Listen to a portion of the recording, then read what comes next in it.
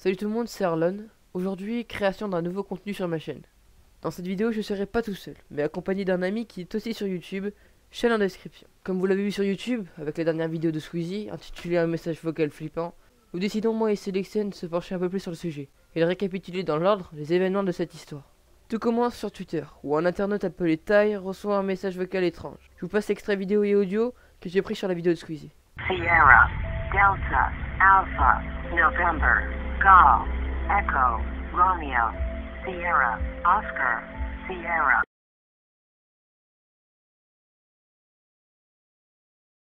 En réalité, ces phrases ne veulent rien dire, mais ces mots font partie de l'alphabet phonétique de l'OTAN, utilisé généralement par l'armée ou secours.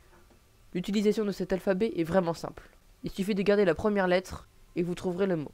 Exemple, pour écrire mon pseudo Arlon, il suffit de mettre Alpha, Alpha, Romeo, Lima, Oscar, November. Ty a donc fait la traduction et a découvert que les mots voulaient dire Danger SOS, it is dire for you to evacuate because you they are not human. SOS Danger SOS. Traduction. Il est désastreux pour nous d'évacuer, soyez prudents, ils ne sont pas humains. Ce message peut faire allusion à une menace pouvant être dangereuse pour l'humanité. N'oublions en aucun cas les chiffres cités à la fin de cet extrait. 0429339642230. Et Erin Mahoney trouvé la solution. Elle eut l'idée de taper ces chiffres sur Google Maps et remarque que les coordonnées sont très proches de celui de la disparition de l'avion de ligne Malaysia Airlines. D'après moi, il y a beaucoup de coïncidences entre l'histoire de l'avion et l'histoire du message vocal. L'avion disparut des radars de contrôle le 8 mars 2014, sans laisser aucune trace de sa disparition, mis à part quelques débris, mais pas le reste de l'avion. Un mystère total. Aucune boîte noire n'a été trouvée. Entre en jeu un utilisateur Twitter, Uzumaki. Pour Uzumaki, c'est simple. Ty aura reçu le contenu de la boîte noire. Vous allez me dire, mais comment si elle n'a pas été retrouvée? Uzumaki dit qu'il y aurait eu des grosses tempêtes solaires, qui auraient pour cause l'augmentation de magnétisme dans l'air, et donc que Ty aurait reçu le contenu de la boîte noire. L'histoire ne s'arrête pas là. Par la suite, Ty reçut de nombreux messages d'inconnus. Deux de ces messages l'interpellent.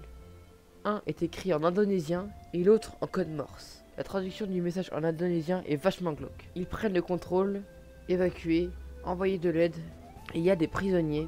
C'est l'effondrement des nations.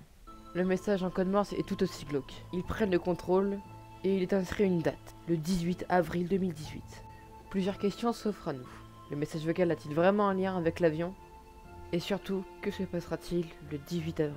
On peut en conclure que cela pourrait avoir un lien direct avec la disparition de l'avion. Mais n'oublions en aucun cas que Internet peut nous mentir. Qu'il n'y a en aucun cas de source fiable. Bref, de mon côté, je continue à chercher des indices et on se retrouve demain s'il y a des news. Sur ce, salut les gens.